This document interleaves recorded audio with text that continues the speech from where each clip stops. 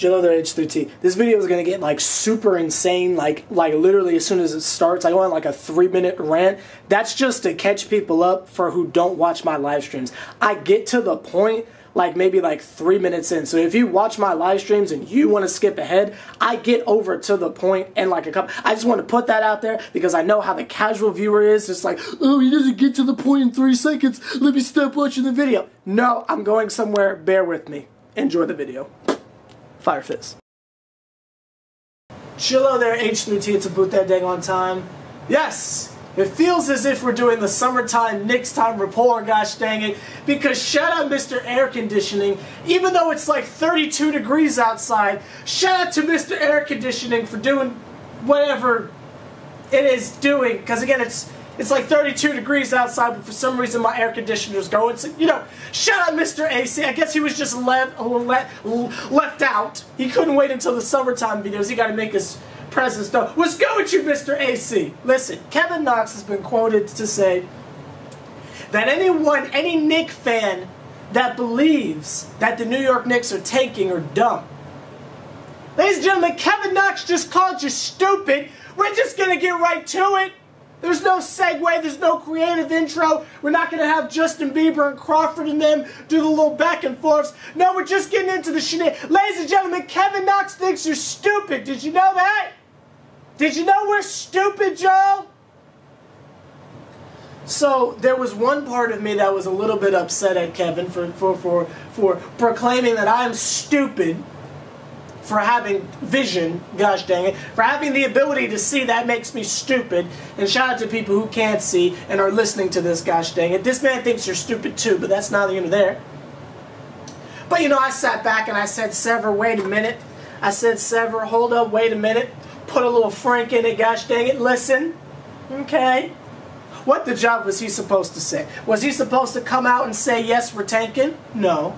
No, you can't do that. You can't do that because of Philly. We can't do stuff like that anymore. We have to hide the fact that we're tanking for draft picks. Now, if you've been watching any of my live streams, we've come to the conclusion on multiple occasions that it doesn't make sense that we're tanking. Specifically, the last live stream we did, I came to the conclusion. I'm making a video because sometimes the live streams cut out. I don't know if it's the Wi-Fi. I'm not really sure, but I need to get my point across here.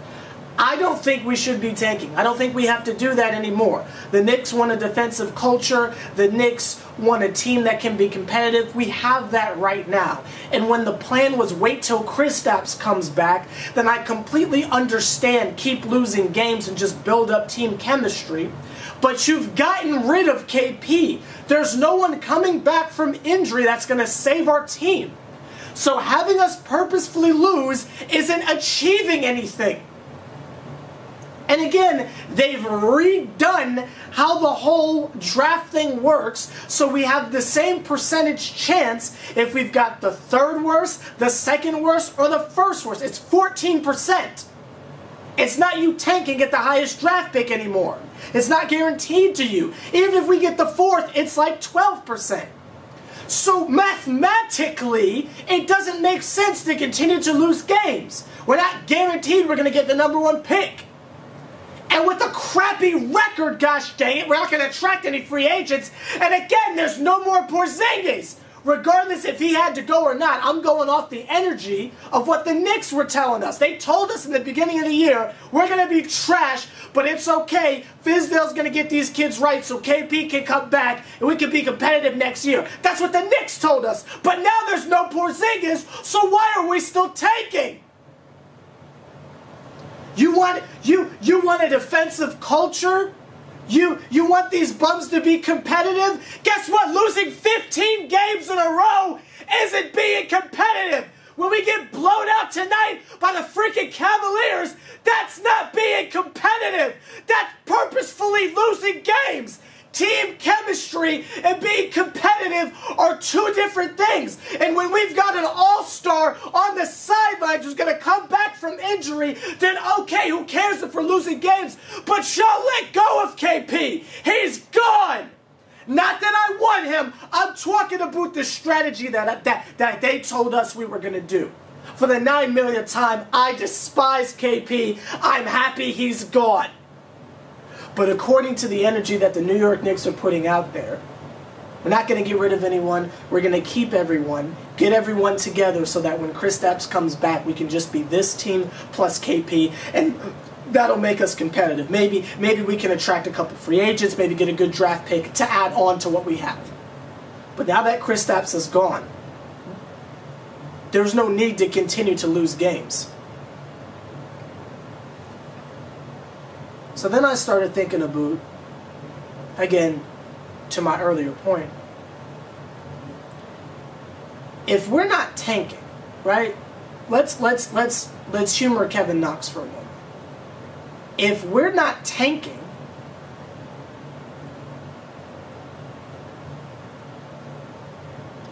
that means we legitimately lost 15 games in a row. If we're not tanking, that means we have legitimately lost over 44 games so far, and it's not even the All-Star break. That means we've legitimately only won 10 games.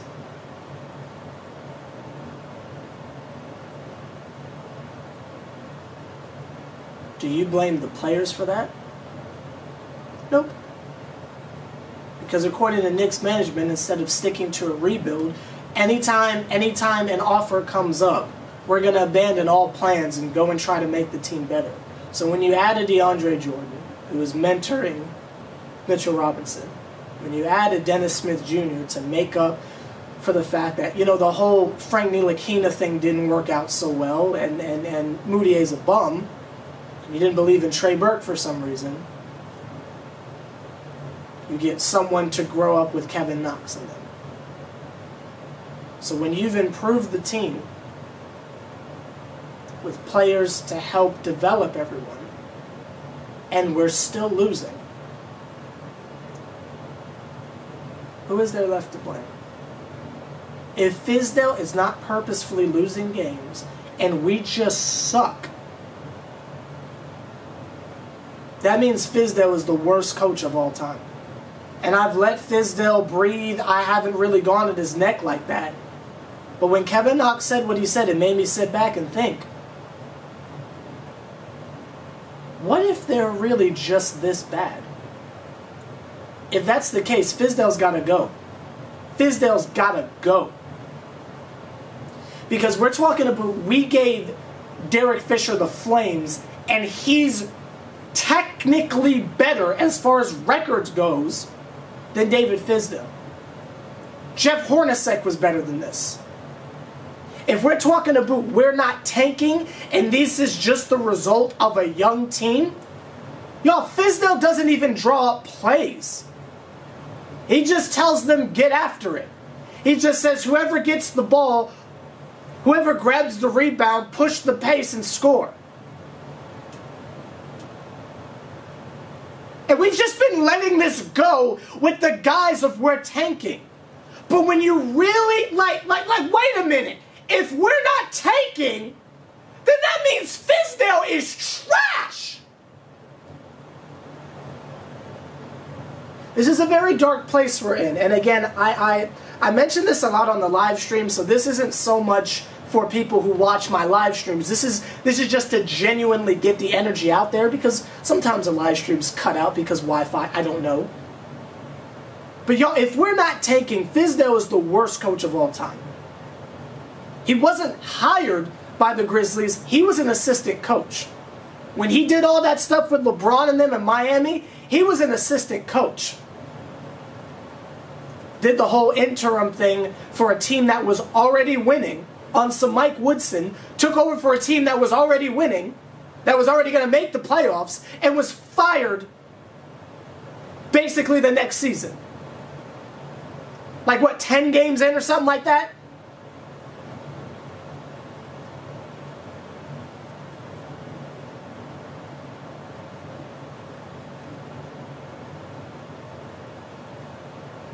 Do they still have the axe in the corner of practice that everybody wrote their name on the handle because we're going to chop at the season together? Is Tim Hardaway Jr.'s signature still on that axe? Is Trey Burke's signature still on that axe? Is Courtney Lee's signature still on that axe?